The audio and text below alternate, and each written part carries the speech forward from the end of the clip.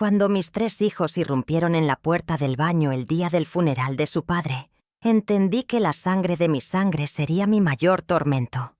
El testamento de mi esposo se convirtió en mi sentencia de muerte, pero ellos no sabían que una vieja loba tiene más astucia que lobos hambrientos. Buenos días, mis queridos. Qué alegría poder charlar con ustedes hoy. Mi nombre es Dorotea Fernández. Tengo 73 años y vivo aquí en San Rafael, Mendoza, Argentina. Una ciudad bendecida con sus paisajes de viñedos y un pueblo cálido y acogedor.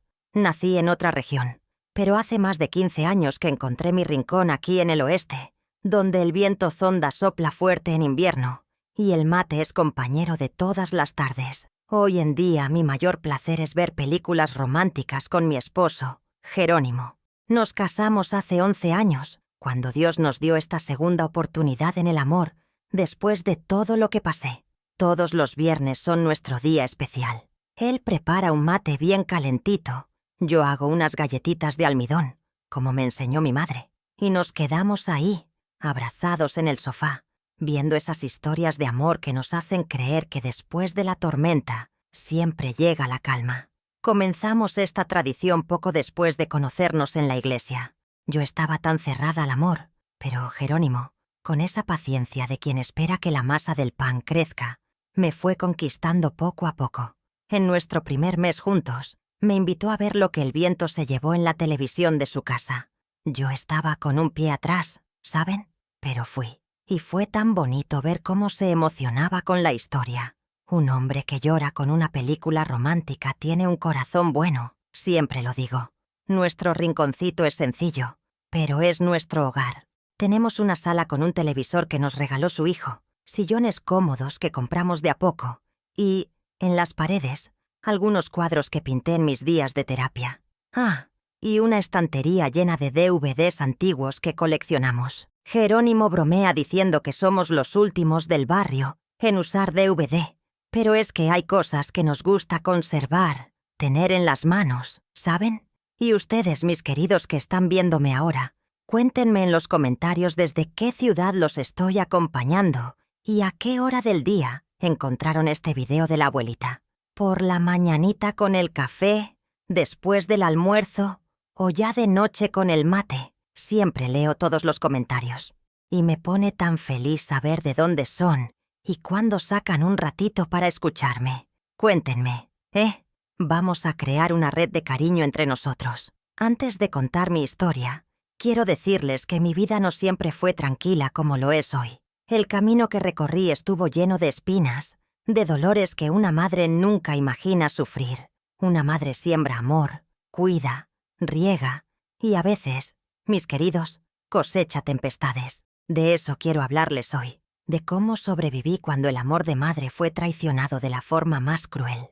Mi historia comienza muchos años atrás, cuando aún vivía en General Alvear, también en Mendoza, donde nací y crecí, antes de que la vida me trajera más al norte. Era una vida sencilla, pero pensé que sería de paz hasta el final. No sabía lo que el destino me tenía preparado. Mi padre, Octavio, era un hombre alto, con manos callosas de tanto trabajar la tierra. Tenía el rostro curtido por el sol y unos ojos que parecían ver dentro de uno, algo que me daba un miedo tremendo cuando era niña. Mi madre, Irma, era una mujer callada, de pocas palabras, que guardaba los sentimientos muy dentro, como quien guarda monedas en una alcancía que nunca abre. Teníamos una casa sencilla en General Alvear, de adobe y tejas, con un patio grande donde mi madre plantaba de todo: mandioca, maíz, zapallo y hasta unas flores que hacían todo más bonito. Éramos 5 hermanos, pero solo 3 llegamos a la adultez. Yo, Alberto, el mayor, Enrique, el del medio, y Teodoro, el menor. Los otros 2, Dios los llevó siendo pequeños, algo que dejó a mi madre con una tristeza que nunca sanó del todo. Alberto ya nació mandón, siempre queriendo dar órdenes, creyendo que por ser el mayor tenía derecho a decidir todo. Enrique era más reservado, observador, pero tenía una inteligencia que mi padre no supo valorar. ¿Y Teodoro? Teodoro era el mimado. Por ser el menor y haber llegado después de 2 pérdidas, todos lo consentíamos demasiado, especialmente mi madre, Nuestra rutina empezaba temprano con el canto del gallo. Mi padre se levantaba primero, ya salía al campo. Luego mi madre preparaba el café y nos llamaba. Nosotras, las niñas, tenía 2 amigas vecinas, Beatriz y Zulma. Jugábamos a la casita debajo del sauce, mientras los chicos jugaban al fútbol o ayudaban a mi padre en la chacra. Solo podíamos jugar después de cumplir con las tareas. Yo arreglaba las camas, barría la casa y ayudaba a lavar los platos, siempre con mi madre cerca, enseñándome el modo correcto de hacer las cosas. La escuela quedaba a 3 kilómetros de nuestra casa. Íbamos caminando, todos juntos. Era una escuelita rural con una sola aula donde la maestra Dulcinea enseñaba a niños de todas las edades. Era estricta, pero justa.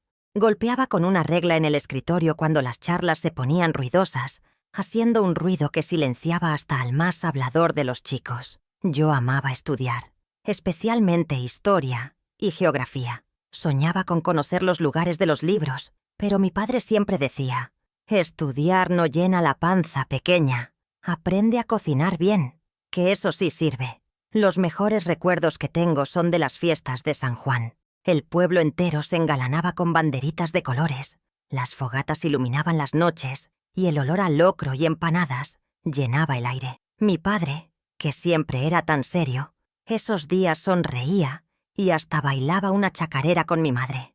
Nosotras, las criaturas, corríamos de un lado a otro, jugando con estrellitas, comiendo manzanas acarameladas y participando en la kermesse.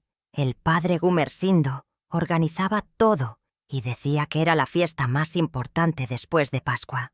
En casa la vida estaba regida por la voluntad de mi padre. Orden y respeto era lo que más repetía. Cuando se enojaba, su mirada se oscurecía como un cielo de tormenta y todos sabíamos que era mejor callarse. Mi madre, que aprendió a doblegarse para no romperse, solo asentía. Ella me enseñó a hacer lo mismo. Mujer sabia, hija mía, es la que sabe cuándo hablar y cuándo callar. Cuando cumplí 12 años, algo cambió en la dinámica de nuestra familia. Mi padre empezó a mirar diferente a los chicos, especialmente a Alberto y Enrique.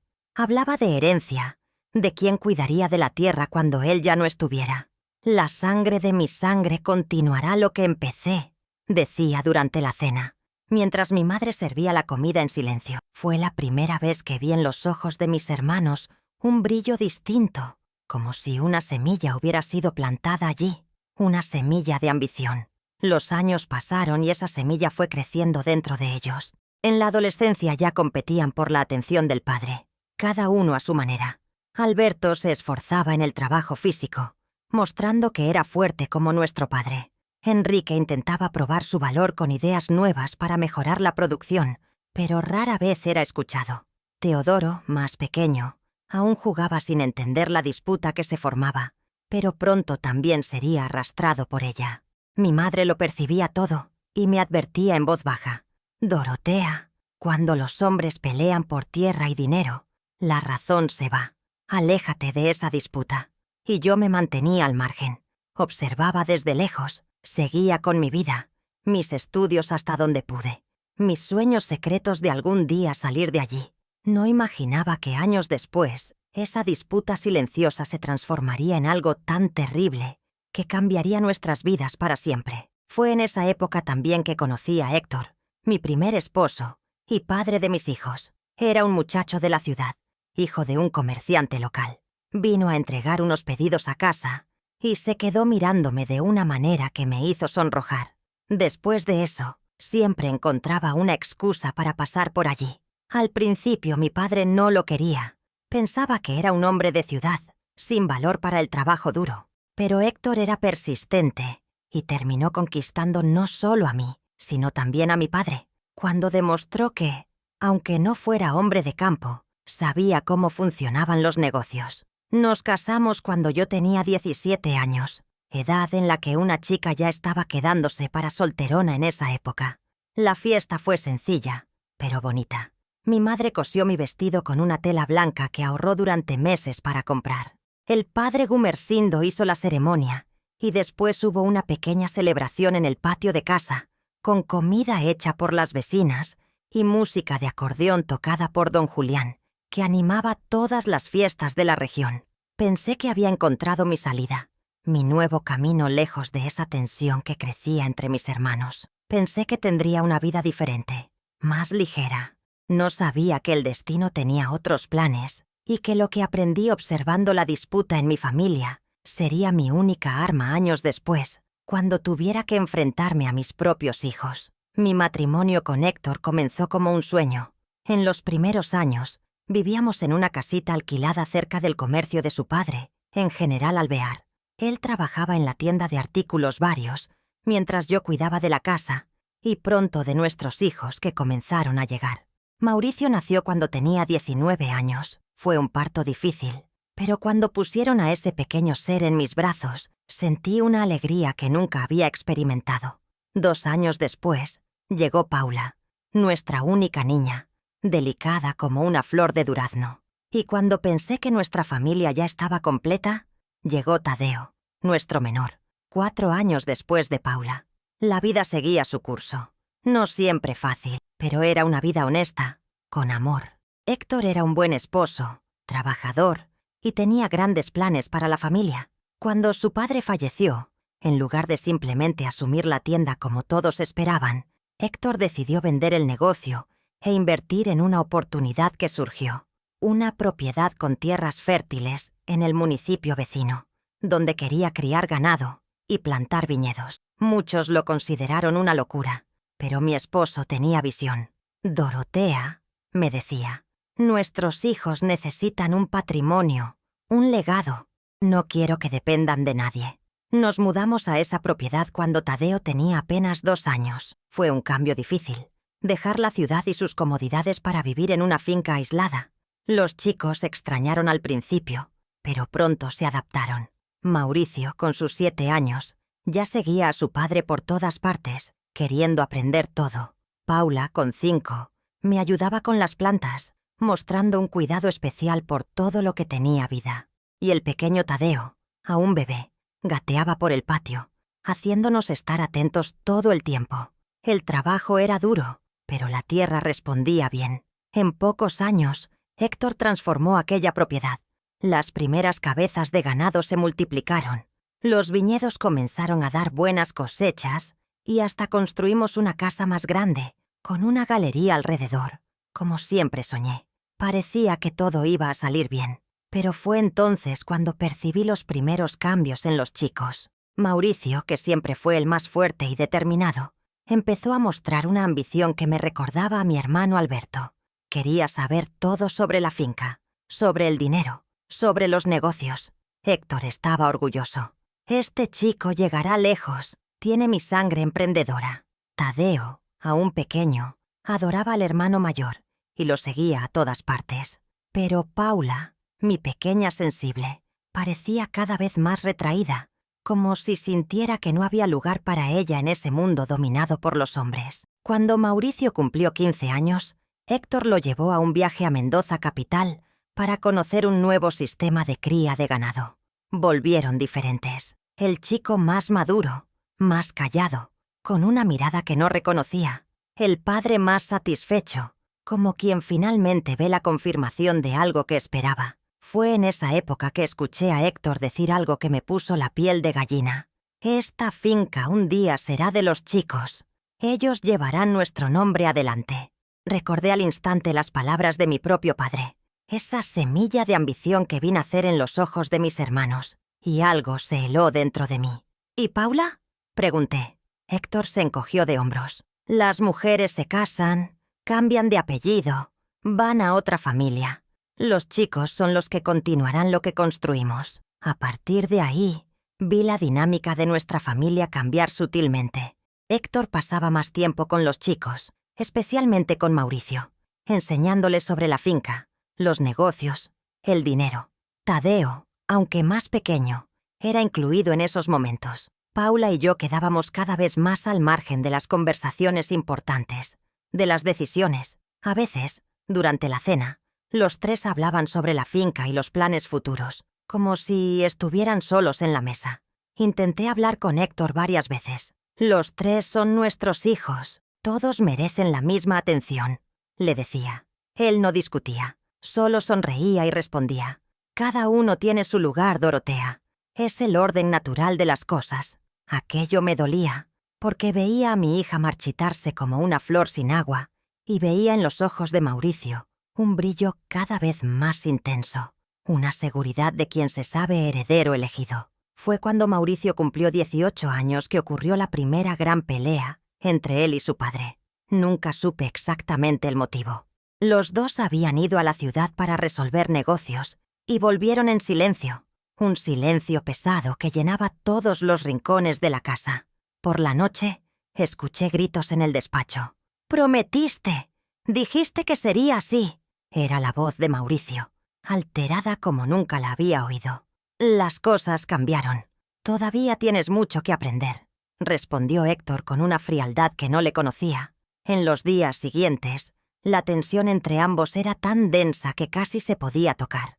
Tadeo, entonces con 13 años, parecía confundido, dividido entre la admiración por su hermano y el respeto por su padre. Paula, con 17, se cerró aún más, y yo, en medio de todo aquello, intentaba mantener la paz, hacer que volviéramos a ser la familia de antes. Pero algo se había roto. Mauricio empezó a salir más, a volver tarde, a veces con olor a vino. Héctor alternaba entre explosiones de ira y un silencio pesado. En una de esas noches, cuando conseguí estar a solas con mi esposo, intenté entender qué pasaba. Fue entonces cuando me contó: «Mauricio descubrió el testamento. ¿Cómo pretendo dividir todo?». Mi corazón se heló. «¿Y cómo lo pretendes, Héctor?». La respuesta cambió todo. «La finca será para los 3, pero Mauricio será el administrador. Tendrá poder sobre todo, incluso sobre la parte de sus hermanos. Es la única forma de garantizar que lo que construí no se deshaga». No podía creer lo que escuchaba. ¿Por qué Mauricio? ¿Por qué no dejarlo igual para todos? Porque es el mayor, el más fuerte, el que tiene el carácter para liderar, respondió como si fuera obvio. Esa noche no dormí. Veía ante mí la repetición de la historia de mi propia familia. El mismo error, la misma semilla de discordia siendo plantada ahora por mi propio esposo. Intenté argumentar, mostrarle lo que había pasado con mis hermanos, cómo ese tipo de decisión había destruido nuestra familia. Pero Héctor estaba convencido. «Tus hermanos eran diferentes. Nuestros hijos se quieren». Sí, se querían. Pero el amor entre hermanos es frágil frente al poder y el dinero. Yo lo sabía. Intenté protegerlos de ese futuro que veía tan claramente, pero Héctor no cambió de opinión. El testamento se hizo como él quería. Y entonces, cuando Mauricio tenía 23 años, Paula 21 y Tadeo 17, ocurrió lo impensable. Héctor, mi esposo, mi compañero, sufrió un accidente en la finca. Un toro que estaba siendo domado lo embistió, y la herida, que al principio parecía simple, se complicó. En menos de una semana, nos dejó. El mundo se derrumbó sobre mí. No estaba preparada para quedarme viuda tan pronto, para criar a mis hijos sola, para administrar esa finca. Pero lo peor aún estaba por venir. El testamento, esa bomba de tiempo que Héctor había preparado, sería leído pronto. Y yo sabía, en el fondo de mi alma, que nada sería como antes. El día del entierro, mientras aún llorábamos la pérdida del padre y esposo, percibí las miradas. Mauricio, de traje negro, recibía los pésames como si ya fuera el dueño de todo. Paula, mi niña sensible, lloraba sin parar en un rincón de la sala. Y Tadeo, confundido entre el dolor de la pérdida y la inseguridad del futuro, miraba de uno a otro, como quien intenta entender su lugar en esa nueva realidad. Quería protegerlos, quería decirles que estaríamos bien, que seguiríamos unidos como familia, pero la sombra de ese testamento pesaba sobre nosotros y sentía que lo peor aún estaba por llegar. ¿Cómo podía imaginar que después de enterrar a mi esposo, aún tendría que enfrentar una batalla mucho mayor contra mis propios hijos? La ceremonia de lectura del testamento ocurrió 3 días después del entierro, en la biblioteca de la finca. El abogado, el doctor Serafín, un hombre delgado con gafas de lentes gruesos, estaba visiblemente incómodo. Éramos yo y mis 3 hijos sentados frente a la mesa de caoba, donde mi esposo tantas veces había trabajado en las cuentas de la finca. El silencio era pesado. roto solo por el sonido del papel siendo desdoblado por el abogado. Por decisión del fallecido Héctor Fernández, comenzó, carraspeando. La finca Santa Clara y todos sus bienes, incluyendo la casa principal, el ganado, las plantaciones y maquinaria, así como todas las cuentas bancarias a nombre del fallecido, serán divididos de la siguiente manera. Hizo una pausa, como si dudara en continuar. El 20% para la señora Dorotea Fernández, mi amada esposa, para que viva con comodidad el resto de sus días. Bajé la mirada, sintiendo el peso de esas palabras. Solo el 20%. Yo, que había sido compañera de Héctor en todo, que había trabajado codo a codo con él para construir ese patrimonio, recibía apenas una fracción. Pero lo peor estaba por venir.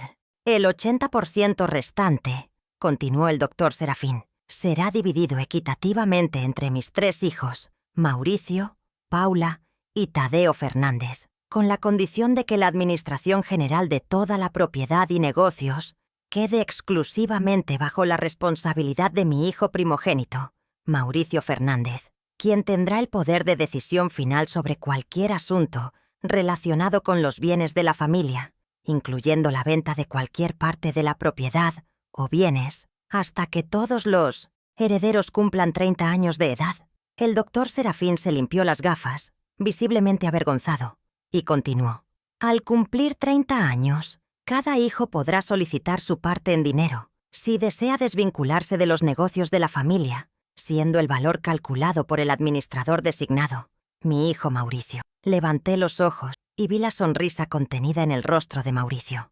Paula estaba pálida como cera, y Tadeo, mi menor, tenía los puños apretados sobre las rodillas. Nadie dijo una palabra mientras el abogado terminaba de leer las disposiciones menores sobre algunos bienes específicos y recuerdos familiares. Cuando el doctor Serafín finalmente guardó los papeles en su maletín, Paula fue la primera en levantarse. Salió de la biblioteca sin decir nada, con los ojos llorosos. Tadeo la siguió, lanzando una mirada de desafío a su hermano mayor. Mauricio permaneció sentado, ahora con una sonrisa abierta en el rostro. Era la sonrisa de quien había conseguido exactamente lo que quería. Esa noche fue la más silenciosa que vivimos en la finca. Cada uno se retiró a su cuarto, digiriendo lo que había pasado. No pude dormir, pensando en cómo Héctor pudo ser tan injusto, tan ciego. Repetí para mí misma sus palabras. Tus hermanos eran diferentes, nuestros hijos se quieren. ¡Qué equivocado estaba! A la mañana siguiente, Mauricio ya estaba de pie antes del amanecer. Vi desde la ventana de mi cuarto cuando salió a inspeccionar la propiedad, ahora su propiedad, como quien hace un inventario de un tesoro recién adquirido. Al mediodía reunió a los empleados en el patio y anunció que ahora él estaba a cargo y que habría cambios. El almuerzo fue tenso. Paula apenas tocó la comida. Tadeo comió en silencio, mirando fijamente su plato. ¿Y Mauricio? ¡Ay! Mauricio estaba hablador, entusiasmado con los planes que tenía para expandir el negocio de los viñedos, aumentar el rebaño, modernizar el riego. Hablaba como si estuviera solo en la mesa. ¿Y la parte de mamá? ¿Y nuestra parte?, preguntó Tadeo de repente, interrumpiendo el monólogo de su hermano. Mauricio sonrió, esa sonrisa que ya estaba aprendiendo a temer. Todo a su tiempo, hermanito. Por ahora, vamos a enfocarnos en hacer crecer este lugar. Cuanto más ganemos, mejor para todos, ¿no? ¿Y si queremos nuestra parte ahora?, insistió Tadeo. La sonrisa de Mauricio desapareció. ¿Escuchaste el testamento? Yo administro todo hasta que cumplan 30 años. Y aún después, soy yo quien decide el valor. Papá sabía lo que hacía. Confiaba en mí para mantener su patrimonio intacto.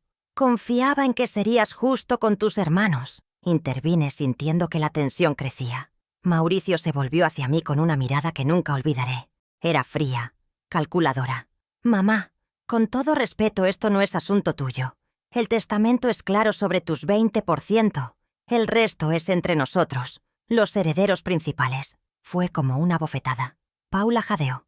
Tadeo golpeó el puño en la mesa, pero antes de que pudieran reaccionar más, Mauricio se levantó. Ahora, si me disculpan, tengo negocios que atender en la ciudad. A partir de hoy, todas las cuentas de la finca serán transferidas a mi nombre y voy a necesitar un inventario completo De todos los gastos de los últimos 6 meses, hay que cortar gastos innecesarios. En los días que siguieron, la verdadera naturaleza de Mauricio se fue revelando. Primero redujo el salario de los empleados más antiguos, aquellos que eran leales a su padre. Luego, cortó mi acceso directo a las cuentas de la finca. «Para simplificar la administración», dijo. Después, comenzó a cuestionar cada peso que yo o mis otros hijos gastábamos. Un mes después de la muerte de Héctor, Paula anunció que se iba. Había conseguido un trabajo como maestra en una escuela en la ciudad. «No aguanto más vivir bajo las reglas de Mauricio», me dijo llorando. «Me mira como si fuera un gasto, no su hermana». Intenté convencerla de que se quedara, pero en el fondo sabía que era mejor para ella alejarse de esa situación. Mauricio no se opuso a su partida. Al contrario, parecía aliviado. «Una boca menos que alimentar», comentó cuando supo que ella había alquilado un pequeño departamento en la ciudad. Con la salida de Paula, la dinámica en la finca se volvió aún más tensa. Tadeo, que siempre había sido el más callado, comenzó a enfrentarse a su hermano mayor. Las discusiones se volvieron más acaloradas, especialmente cuando Mauricio negaba dinero para proyectos que Tadeo quería implementar en la finca. «Ni siquiera me dejas trabajar derecho», gritaba Tadeo. «¿Cómo voy a demostrar mi valía si controlas todo?» «¿Trabajar? ¿Llamas a esas ideas locas trabajar?» «Gastos innecesarios, eso sí», respondía Mauricio. Yo intentaba mediar, pero ambos me ignoraban. Mauricio había establecido claramente que mi opinión no tenía valor para él. Empecé a entender que esos ya no eran los chicos que había criado. La codicia había transformado a Mauricio en un tirano, y el resentimiento estaba consumiendo a Tadeo. 3 meses después de la muerte de Héctor, las cosas llegaron al punto que tanto temía. Era una noche de domingo. Habíamos terminado de cenar, yo, Mauricio y Tadeo, en un silencio que ya se había vuelto habitual. La única empleada que aún permanecía en la casa, doña Zulema, se había retirado después de lavar los platos. Mauricio anunció que necesitaba hablar conmigo y con Tadeo en el despacho. Algo en su tono me puso en alerta. Lo seguí hasta el antiguo despacho de Héctor, que ahora Mauricio ocupaba como si siempre hubiera sido suyo. «Necesito comunicar algunos cambios», comenzó, sentado en la silla que había sido de su padre. «La situación financiera de la finca no está tan buena como papá nos hizo creer. Tenemos deudas y necesitamos ahorrar más». «¿Qué deudas?», cuestionó Tadeo. «Papá siempre fue cuidadoso con las finanzas». «¿Tú qué sabes de negocios, Tadeo?», respondió Mauricio con desdén. «Hay cosas que papá escondía para no preocuparlos, pero ahora estoy a cargo y tengo que ser realista». Entonces me miró directamente. «Mamá, a partir del próximo mes voy a reducir tu mensualidad. Los 20% que papá te dejó no significan que tengas derecho al 20% de las ganancias mensuales. Significa que, en total, a lo largo del tiempo, habrás recibido el 20% del valor de la finca». Quedé sin palabras. Aquello no solo era injusto, era cruel. Héctor nunca había pretendido que yo viviera con menos de lo que siempre tuvimos. «No puedes hacer eso», dijo Tadeo levantándose. «Eso es robarle a nuestra propia madre». «Puedo y lo haré», respondió Mauricio, impasible. «El testamento me da ese derecho. Y hay más. Voy a vender el auto que usa mamá. No tiene sentido gastar en mantenimiento y combustible cuando apenas sale de la finca». Fue entonces cuando Tadeo explotó. Avanzó sobre su hermano, agarrándolo por la camisa. «Miserable. Papá confió en ti, y mira lo que haces». Mauricio no retrocedió. Empujó a Tadeo con fuerza, haciéndolo chocar contra la estantería de libros. «No me toques, idiota.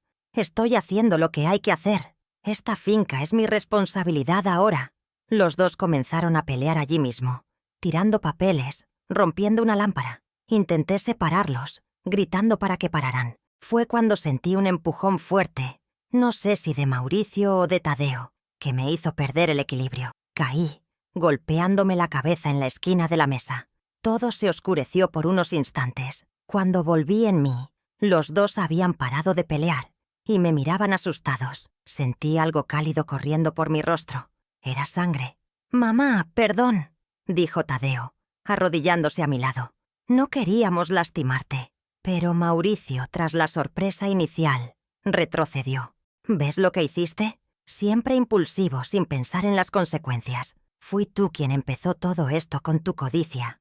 Me levanté con dificultad, sosteniendo un pañuelo contra el corte en la frente. «Para, ustedes dos. Ya no los reconozco. Su padre estaría avergonzado. Papá me dio el control por una razón», dijo Mauricio recomponiéndose. «Sabía que solo yo tengo lo que hace falta para administrar todo esto.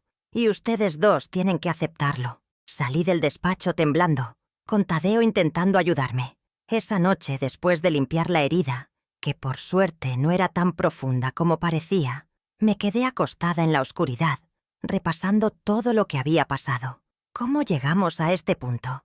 ¿Cómo mis hijos, que crecieron juntos, jugaron juntos, se convirtieron en estos extraños capaces de herir a su propia madre? Al día siguiente, Tadeo vino a mi cuarto temprano. Estaba con una mochila al hombro. «Me voy, mamá. No puedo quedarme más aquí. Mauricio nunca me dará una oportunidad de verdad, y no quiero terminar haciendo algo de lo que me arrepienta». Intenté convencerlo de que se quedara, de que encontráramos una solución, pero él estaba decidido. «Deberías venir conmigo», sugirió. «Podemos empezar de nuevo en otro lugar, lejos de esta locura». ¿Cómo podía dejar la casa donde viví tantos años? ¿Cómo abandonar la finca que Héctor y yo construimos juntos? Y en el fondo, aún tenía la esperanza de que Mauricio viera el error que estaba cometiendo. Tadeo se fue esa mañana, prometiendo visitarme siempre que pudiera. Vi a mi menor desaparecer por el camino de tierra, cargando solo una mochila y un corazón roto. Mauricio no se molestó en despedirse de su hermano. Cuando lo encontré en el almuerzo, solo comentó: «Volverá con el rabo entre las piernas cuando se le acabe el dinero». Pero Tadeo no volvió. Enviaba cartas de vez en cuando, diciendo que estaba bien, que había conseguido trabajo en una finca más grande en otra región. Paula también escribía, contando sobre su vida en la ciudad, sobre sus alumnos, y yo respondía, intentando parecer fuerte, escondiendo cuánto había empeorado la situación en la finca. Porque sí, las cosas empeoraron. Con los dos hermanos lejos, Mauricio no necesitaba más disimular su naturaleza. La mensualidad que me daba fue reducida a casi nada. Tuve que vender algunas joyas que Héctor me había regalado para conseguir dinero para mis necesidades básicas. Cuando le cuestioné a Mauricio sobre eso, dijo que la finca estaba pasando por dificultades, que todos debían sacrificarse. Pero yo veía los muebles nuevos que compró para la casa, el auto nuevo, los viajes frecuentes a la ciudad. La finca no estaba en dificultades. Mauricio solo quería todo para sí. Y fue en ese contexto, 6 meses después de la partida de Tadeo, que ocurrió lo que más temía. Era una noche de domingo, lluviosa y fría. Estaba acostada, leyendo uno de los pocos libros que me quedaban como distracción, cuando escuché golpes en la puerta de mi cuarto. «Mamá, necesito hablar contigo», dijo la voz de Mauricio desde el otro lado. Había algo extraño en su tono, una mezcla de urgencia e irritación. «Ya es tarde, hijo. ¿Podemos hablar mañana?», respondí sintiendo un nudo en el pecho. Las conversaciones con Mauricio rara vez traían buenas noticias en los últimos meses. «Es importante, sobre los documentos de la finca». Renuente me levanté y abrí la puerta. Mauricio estaba allí con una carpeta en la mano y un fuerte olor a vino en el aliento. Sus ojos estaban enrojecidos y noté que había bebido más de lo habitual. «Necesitamos tu firma», dijo, entrando al cuarto sin ser invitado. Abrió la carpeta sobre mi cama, esparciendo algunos papeles. «Es para un préstamo. Vamos a expandir la plantación de viñedos». «¿A esta hora de la noche, Mauricio? ¿No puede esperar hasta mañana?» «No, el banco necesita estos papeles temprano». Me extendió una pluma. «Firma aquí y aquí». Tomé los documentos y comencé a leer. Era un contrato de hipoteca, poniendo la finca como garantía para un préstamo alto, muy alto. «Es mucho dinero, hijo. ¿Estás seguro de que es necesario?». Su rostro se endureció. «¿Ahora tú entiendes de negocios? Papá nunca pensó que debías meterte en esto. Y tenía razón. Tu padre siempre discutía las decisiones importantes conmigo», respondí, sintiendo que el dolor y la rabia crecían. «Y no firmo nada sin entender bien cuánto de este dinero es para la finca y cuánto es para tus extravagancias en la ciudad». Fue como encender un fósforo cerca de la gasolina. Mauricio arrancó los papeles de mi mano. No necesito tu permiso. El testamento me da el control. El testamento no te da derecho a hipotecar toda la finca sin mi consentimiento. Todavía tengo el 20% de todo esto, respondí, tratando de mantener la calma, aunque mi corazón latía acelerado. Mauricio me miró, sus ojos brillando de furia. Nunca lo había visto tan fuera de sí. Estás interfiriendo, siempre interfiriendo. ¿Crees que no veo cómo me miras? ¿Como si fuera un monstruo? Soy el único que mantiene esta finca en pie. Di un paso atrás, asustada por su intensidad. Mauricio, estás borracho. Ve a dormir. Hablamos mañana. Fue cuando él agarró mi brazo con fuerza, jalándome. Vas a firmar ahora. Estoy harto de que me traten como niño en mi propia casa. Intenté soltarme, pero su agarre era como de hierro. Suéltame. Me estás lastimando. ¡Firma!, prácticamente gritó, agitando los papeles frente a mí. Con un movimiento brusco logré zafarme, pero tropecé y caí sentada en la cama. Mauricio avanzó, pareciendo aún más grande en su furia. En ese momento tuve miedo, verdadero miedo de mi propio hijo. Voy a tomar un baño, dije, intentando ganar tiempo. Luego hablamos con más calma. Para mi sorpresa, él retrocedió un poco. Está bien, ve, pero no te demores. Tengo otros compromisos hoy. Tomé mi bata y me dirigí al baño anexo a mi cuarto. Cerré la puerta con llave, temblando. ¿Qué le había pasado a mi hijo? ¿Cómo llegamos a este punto? Abrí el grifo de la bañera, dejando que el agua corriera mientras intentaba ordenar mis pensamientos. Fue entonces cuando escuché, primero una conversación baja en mi cuarto, luego pasos, más de una persona. Me acerqué a la puerta del baño silenciosamente y escuché la voz de Mauricio. Está demorando a propósito. Cada vez es más difícil lidiar con ella. Otra voz respondió, y reconocí a mis otros 2 hijos. Habían vuelto. ¿Cómo? ¿Por qué? ¿Están seguros de esto? Era la voz de Paula, vacilante.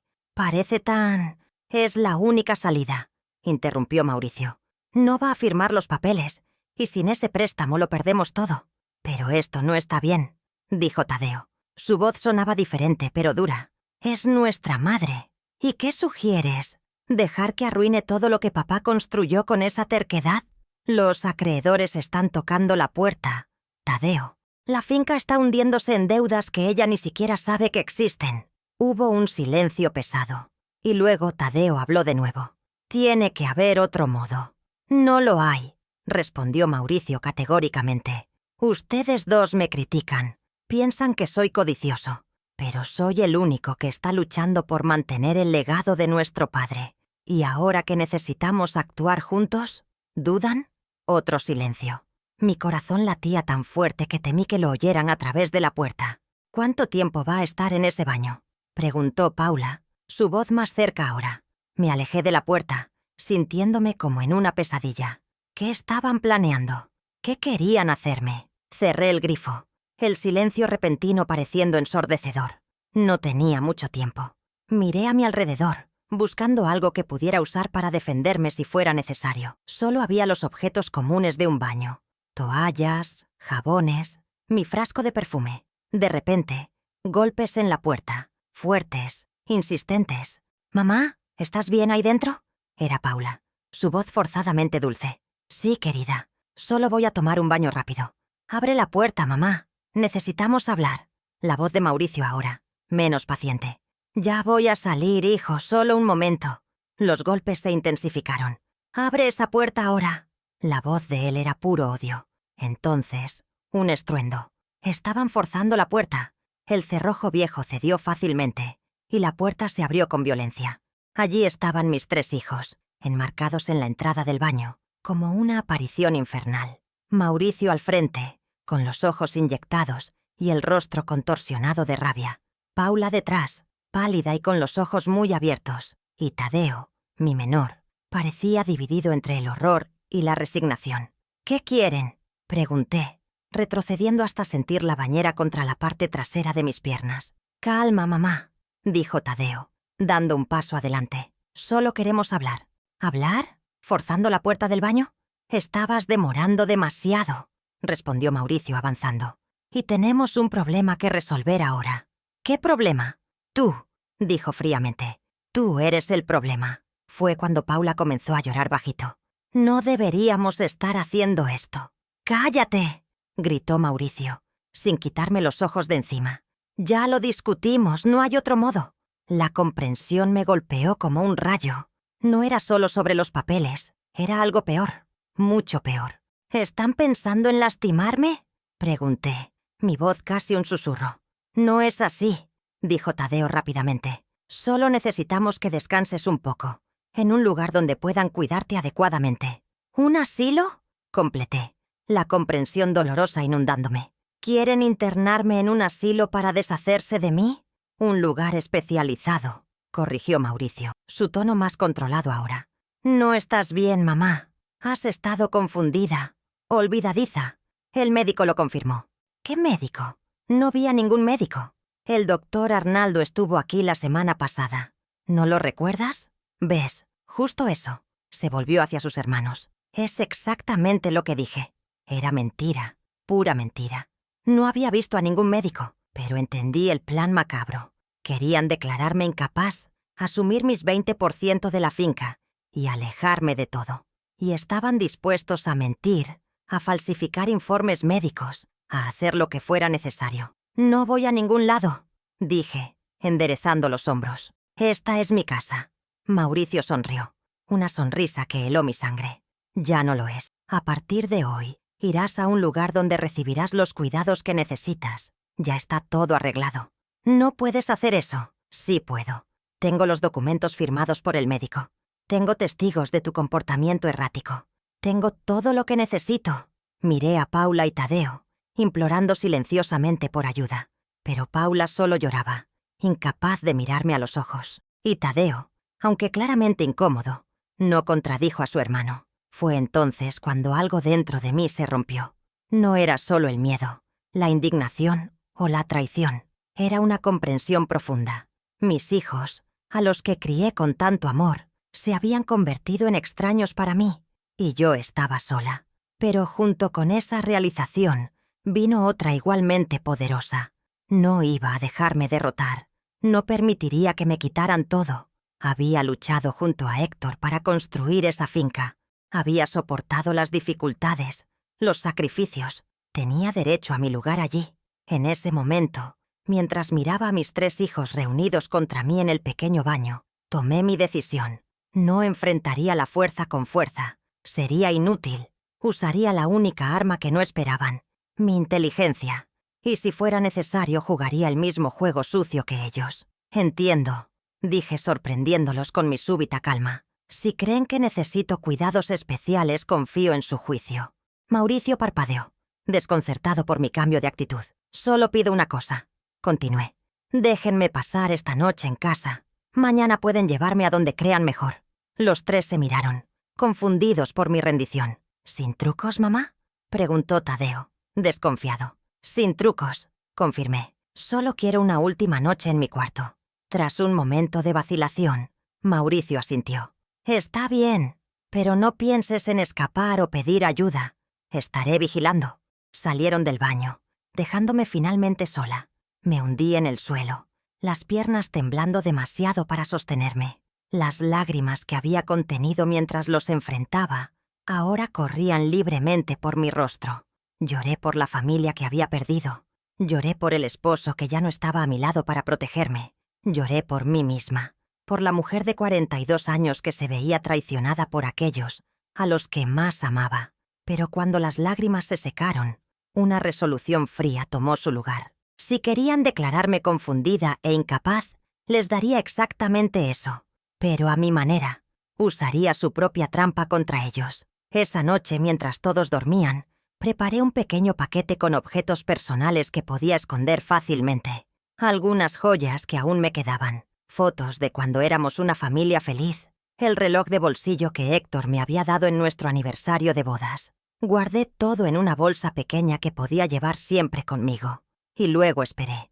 Esperé el amanecer que traería el inicio de mi venganza. Cuando Mauricio vino a buscarme a la mañana siguiente, acompañado por un hombre que se presentó como enfermero del hogar de descanso, yo ya estaba lista, no solo con mi pequeña bolsa escondida en el bolsillo del vestido, sino también con mi plan. En el momento en que el enfermero me ofreció un vaso de agua con una pastilla para calmarme, fingí tomarla, y segundos después simulé un desmayo. La confusión que siguió fue el inicio de mi contraataque. Cuando desperté, miré a Mauricio con ojos vacíos y pregunté, ¿quién eres tú? El asombro en su rostro fue la primera pequeña victoria de mi plan. Una semilla de duda plantada. Si realmente estaba confundida, ¿cómo podrían culparme por cualquier cosa? ¿Cómo podrían obligarme a firmar papeles? ¿Cómo podrían justificar encerrarme en un asilo si, para todos los efectos, ya no sabía ni quiénes eran? Ese fue el momento exacto en que decidí. No sería más la víctima de la historia. Sería la estratega que usaría la codicia de mis hijos para destruirlos. Mi nueva vida comenzó en ese momento. Una vida de actuación constante, donde cada mirada vacía, cada pregunta confusa, cada lapsus de memoria era cuidadosamente calculado. Una vida donde observaba todo, guardaba todo, pero fingía no comprender nada. El plan inicial de mis hijos se desmoronó ante mi aparente confusión mental. ¿Cómo internar a una madre que apenas reconocía a sus propios hijos? El escándalo sería demasiado grande, incluso en nuestra pequeña comunidad.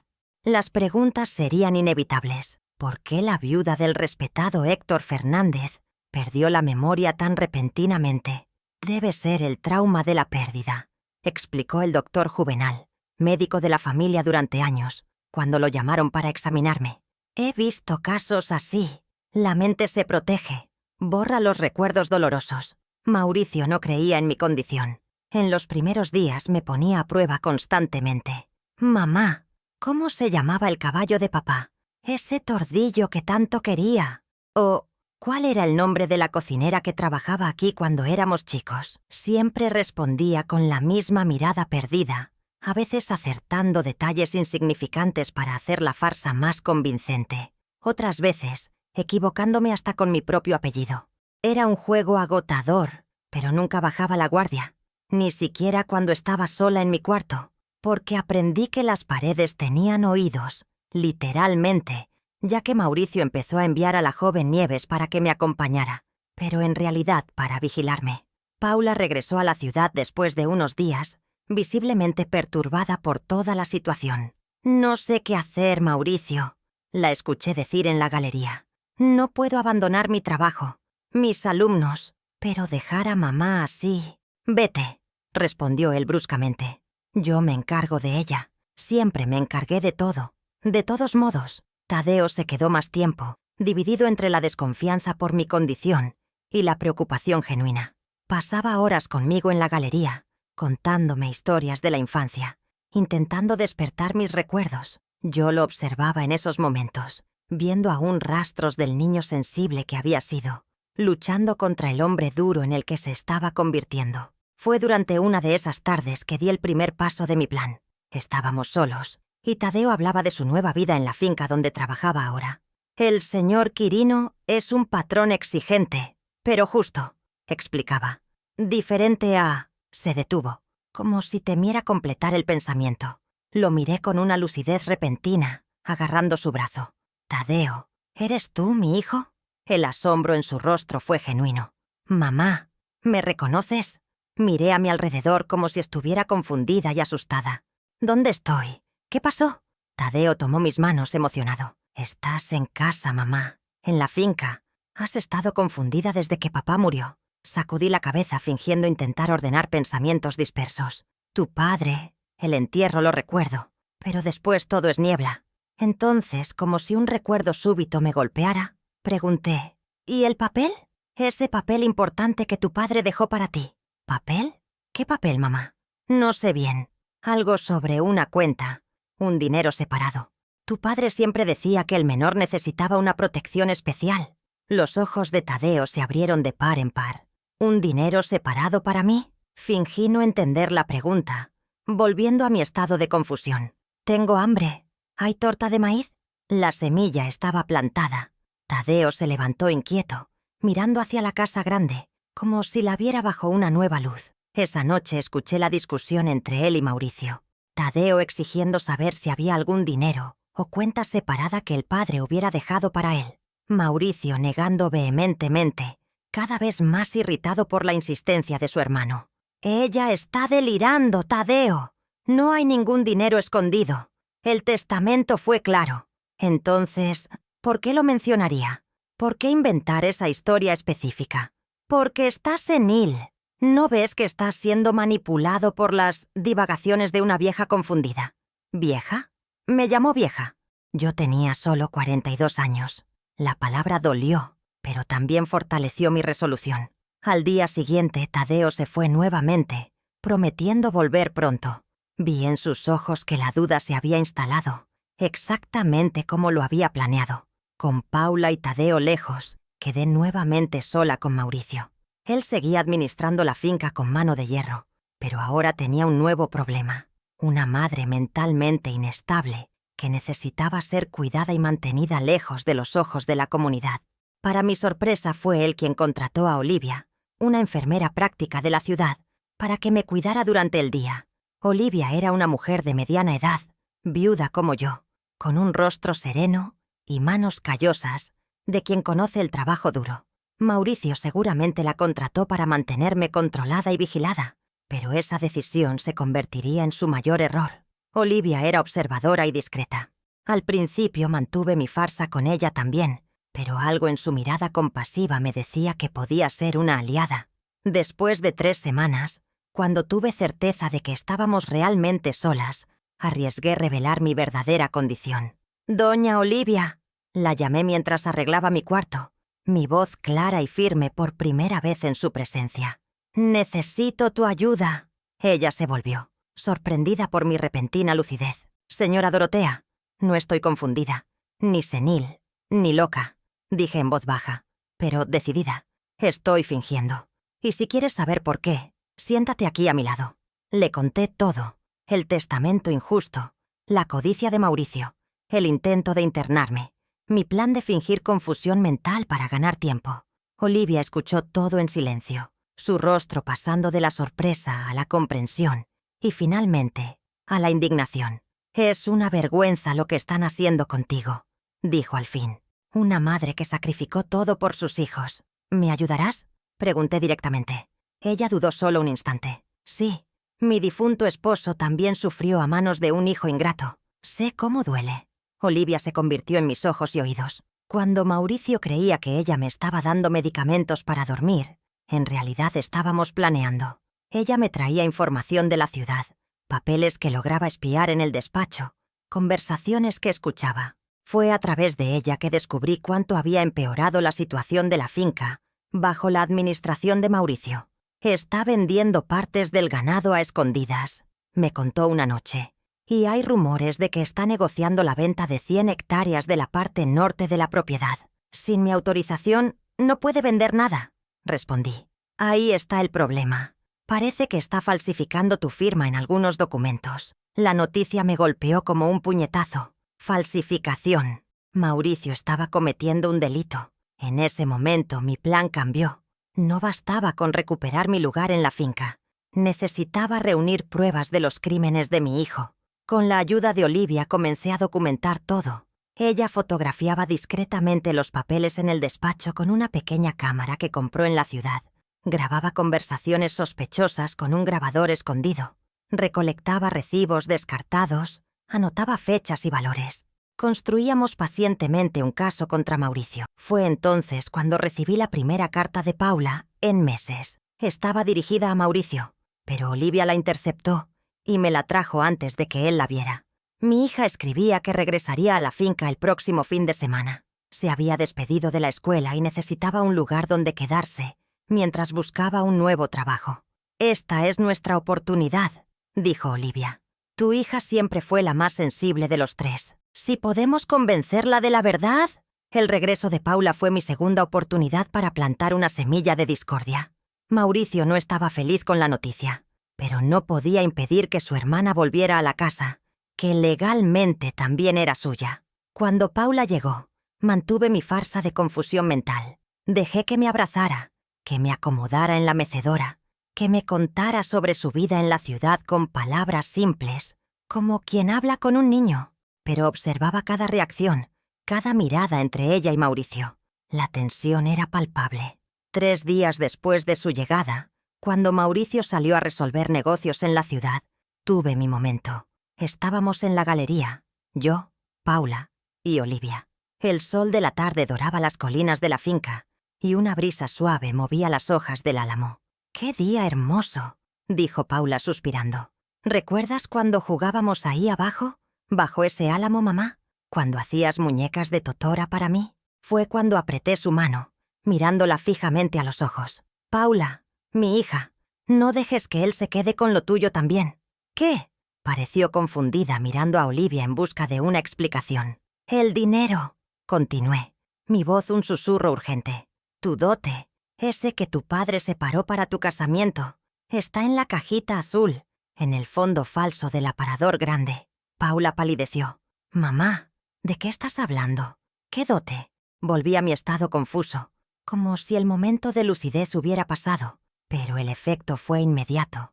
Esa misma noche, mientras fingía dormir, escuché a Paula rebuscando en el aparador antiguo del cuarto que había sido de sus padres. No había ninguna cajita azul ni dote, pero su búsqueda obsesiva duró horas. Al día siguiente, Mauricio encontró el aparador revuelto y cuestionó a su hermana. La discusión que siguió fue acalorada. Paula lo acusó de esconder dinero que sería suyo por derecho. Mauricio la llamó codiciosa y paranoica. Cada día la desconfianza entre ellos crecía. 2 semanas después, Tadeo también regresó. Había sido despedido de la finca donde trabajaba, o, como descubrí más tarde, había renunciado por su cuenta tras no poder sacarse de la cabeza la idea del supuesto dinero que el padre habría dejado para él.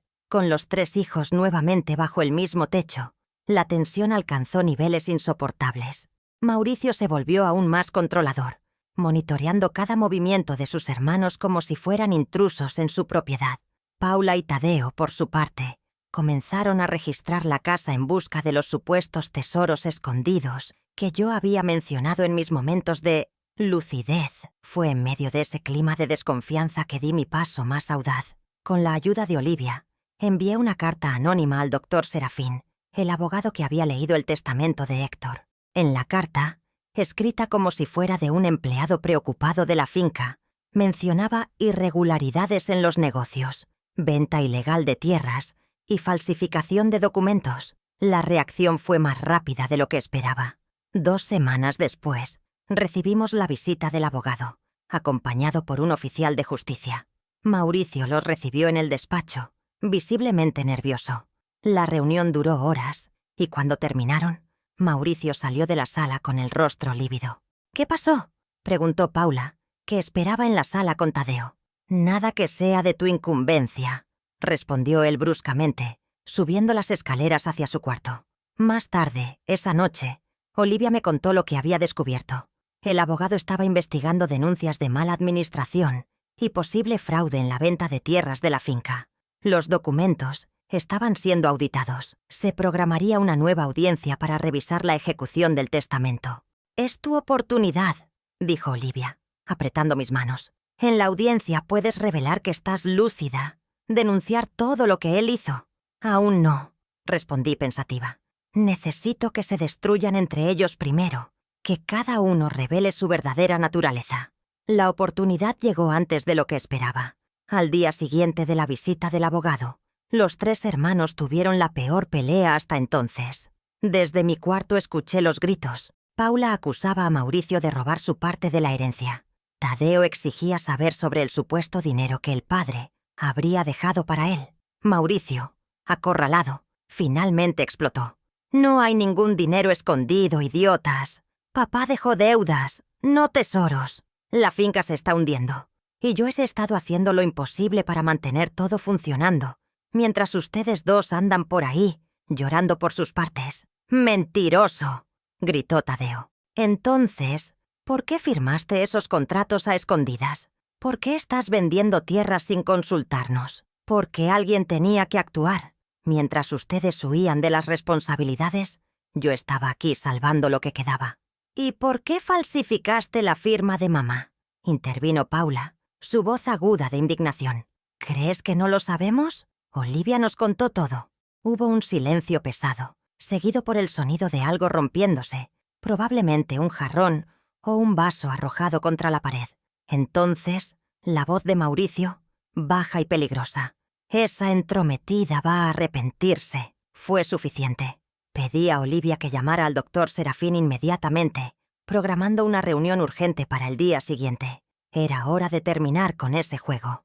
A la mañana siguiente, el abogado llegó temprano, nuevamente acompañado por el oficial de justicia. Esta vez, hice cuestión de estar presente en la reunión, apoyada por Olivia. Entré en la sala sostenida por ella, manteniendo aún mi apariencia frágil y confundida. Mauricio me miró con irritación. «Mamá, no deberías estar aquí. Estás confundida, ¿recuerdas? Ve a tu cuarto con Olivia». «Por el contrario», interrumpió el doctor Serafín. «La presencia de doña Dorotea es fundamental, ya que estamos aquí para discutir la administración de sus bienes y los de sus hijos». Paula y Tadeo entraron a continuación, sorprendidos por haber sido convocados. Todos se sentaron alrededor de la gran mesa del despacho, el aire cargado de tensión. «Recibimos denuncias graves», comenzó el abogado, ajustándose las gafas. «Falsificación de firmas, venta ilegal de tierras, uso indebido de fondos. El señor Mauricio Fernández tendría algo que decir al respecto». «Calumnias», respondió Mauricio, intentando mantener la calma. «Alguien está tratando de perjudicarme. He administrado todo conforme a las instrucciones de mi padre, y la firma de mi madre está en esos documentos». El abogado deslizó algunos papeles sobre la mesa. «Tenemos razones para creer que fueron falsificados. Mi madre está mentalmente incapaz», replicó Mauricio, señalándome. «Como pueden ver, apenas sabe dónde está. Tuve que tomar decisiones por ella por el bien de la familia. Fue entonces cuando decidí que era el momento. Enderecé los hombros, ajusté mi vestido y miré directamente a los ojos de mi hijo primogénito. Estoy perfectamente lúcida, Mauricio. Siempre lo estuve». El shock en su rostro fue impagable. Tadeo y Paula me miraron, boquiabiertos. El abogado sonrió discretamente, como si ya lo sospechara. «Fingí confusión mental para protegerme», continué, mi voz firme. «Después de que intentaron internarme a la fuerza esa noche en el baño, entendí que era mi única defensa. Y mientras fingía, documenté cada delito, cada abuso, cada falsificación que mi hijo cometió». Olivia entregó al abogado una carpeta gruesa, conteniendo todas las pruebas que habíamos reunido durante meses. Fotografías de documentos adulterados, recibos de ventas no autorizadas, grabaciones de conversaciones incriminatorias. «¡Esto es una locura!», gritó Mauricio levantándose. «Ella está delirando. Fue manipulada por esa enfermera». «Señor Fernández, siéntese», ordenó el oficial de justicia, «o me veré obligado a detenerlo». Mauricio miró a su alrededor, desesperado, buscando apoyo en sus hermanos. Pero Tadeo y Paula lo miraban con una mezcla de shock e indignación creciente, finalmente comprendiendo la magnitud de sus acciones. «¿Ustedes le creen?», apeló Mauricio a sus hermanos. «Después de todo lo que hice para salvar esta finca, papá sabía que yo era el único capaz. El testamento de tu padre no te daba derecho a falsificar documentos, Mauricio», dijo el abogado, hojeando los papeles, «ni a intentar internar a tu madre contra su voluntad para asumir el control total de la propiedad. Fue entonces cuando me levanté, caminando hacia mi hijo primogénito con una dignidad que no demostraba hacía meses. Pensaste que me habías derrotado, ¿verdad? Que era demasiado débil para luchar. Pero aprendí, observando a mis hermanos y a mi padre, cómo la codicia puede destruir una familia, y decidí que no permitiría que eso pasara con la mía». «Mamá», comenzó Tadeo, su voz quebrada. «No sabíamos. Pensamos». «Eligieron creer lo peor», respondí mirando a mis 3 hijos. «Eligieron la codicia en lugar del amor, y eso es algo que tendrán que llevar consigo el resto de sus vidas». El proceso legal que siguió fue largo y doloroso. Mauricio enfrentó acusaciones de falsificación y fraude.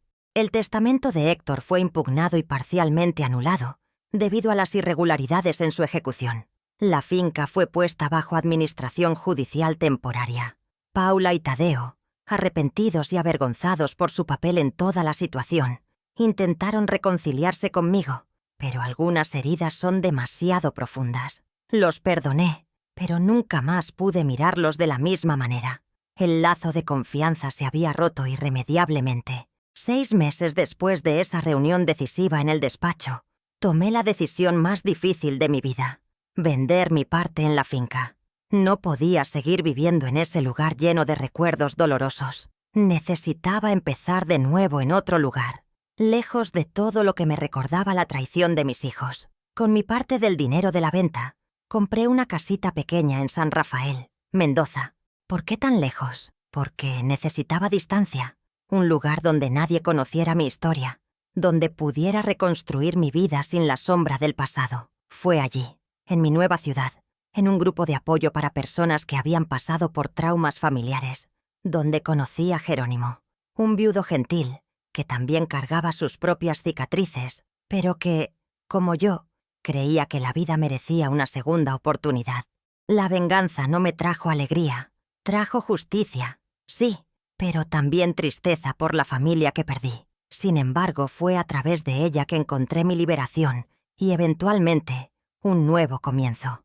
Aquí en San Rafael, mi vida ganó nuevos colores. Han pasado 15 años desde que dejé esa finca, y todo el sufrimiento atrás. El dinero de la venta de mi parte me permitió comprar esta casita sencilla, pero acogedora, con un pequeño jardín donde planto mis flores y hierbas. No es lujosa como la finca, pero tiene algo mucho más valioso: paz. En los primeros años sola, me dediqué a sanar las heridas. Participé en grupos de apoyo. Hice terapia. Conocí personas que, como yo, necesitaban reconstruir sus vidas después de traumas familiares. Fue así como conocí a Jerónimo. Hace 11 años, él también cargaba sus dolores. Viudo, había perdido a su esposa por cáncer y estaba intentando reaprender a vivir. Nuestra cercanía fue lenta, respetuosa. 2 corazones heridos que temían abrirse nuevamente. Comenzamos como amigos, encontrándonos en los grupos de apoyo, luego en cafés de la ciudad, compartiendo historias y silencios, hasta que un día, viendo una película antigua en el pequeño cine de la ciudad, él tomó mi mano, y allí, en la oscuridad de la sala, sentí que era posible confiar otra vez. Nos casamos en una ceremonia sencilla, solo para nosotros y algunos pocos amigos. No necesitábamos una gran fiesta. Nuestras vidas ya habían tenido demasiados espectáculos. Lo que queríamos era la simplicidad de los días comunes, la belleza de las rutinas compartidas. Nuestra tradición de los viernes comenzó al principio del matrimonio. Jerónimo, que siempre amó el cine, sugirió que eligiéramos una película para ver juntos cada semana. Optamos por romances, historias de amor que nos recordaban que, incluso después de tantas tormentas, aún es posible encontrar refugio en el corazón de alguien. En cuanto a mis hijos, el camino fue más difícil. Paula fue la primera en buscarme, 2 años después de mi mudanza. Vino sola, vacilante, cargando culpa y arrepentimiento. La recibimos, Jerónimo y yo, y hablamos como adultos. No fue fácil, pero decidimos intentar reconstruir algún tipo de relación. Hoy ella vive en Mendoza capital, casada, con 2 pequeños que me llaman abuelita. Nos visitan algunas veces al año, y aunque aún hay cierta incomodidad, logramos mantener una relación cordial. Tadeo tardó más, pero eventualmente también reapareció. Trabaja con transporte de cargas, viaja mucho, pasa por aquí cuando la ruta lo permite.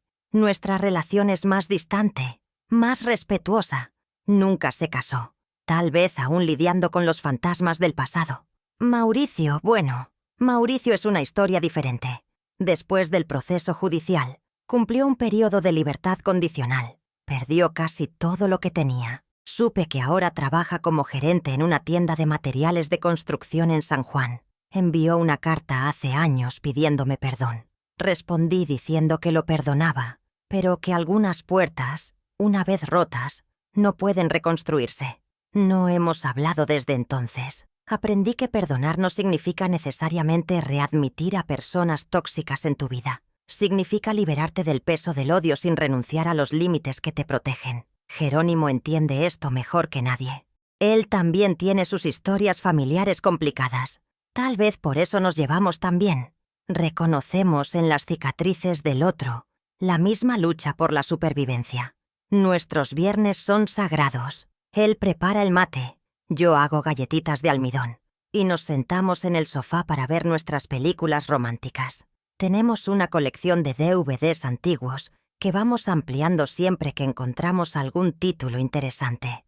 Nuestros favoritos son los clásicos, Casablanca y Lo que el viento se llevó.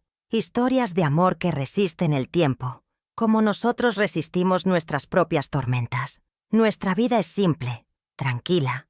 Vamos a la iglesia los domingos. Tenemos algunos amigos queridos con los que nos reunimos regularmente. Cuidamos el jardín juntos. A veces, cuando las noches están claras, nos sentamos en la galería a mirar las estrellas, agradeciendo por lo que encontramos después de tanto tiempo en la oscuridad. A los 73 años puedo decir que encontré una paz que nunca imaginé posible. No es una vida perfecta. Todavía hay días de dolor, recuerdos que duelen, ausencias que pesan, pero es una vida digna, honesta y, sobre todo, mía. Una vida que construí con mis propias manos después de que intentaron quitarme todo. Mis queridos que me ven, termino esta historia con el corazón más ligero por haberla compartido con ustedes. Si estás pasando por una situación en la que tus propios familiares intentan disminuirte o controlarte, que sepas que nunca es tarde para recuperar las riendas de tu vida. Aprendí que la edad no define nuestra fuerza, sino nuestra capacidad de empezar de nuevo cada día. Mis arrugas son mapas de supervivencia. Cada una cuenta una historia de dolor superado. Descubrí que somos más fuertes de lo que imaginamos, especialmente cuando pensamos que no podemos más. El tiempo no cura todas las heridas, pero nos enseña a vivir con ellas y aún así sonreír. Mi historia no es sobre lo que me hicieron, sino sobre cómo elegí responder. La verdadera fortaleza no está en nunca caer, sino en levantarse todas las veces. A veces, los mayores depredadores están dentro de casa, usando el nombre de la familia para justificar abusos. No tengas miedo de establecer límites, incluso con quienes comparten tu sangre. Tu valor no disminuye porque alguien no pueda verlo. Si este video tocó tu corazón, por favor, dale me gusta y suscríbete al canal. Y en los comentarios, escribe la palabra paz si crees que todos merecen respeto, sin importar la edad.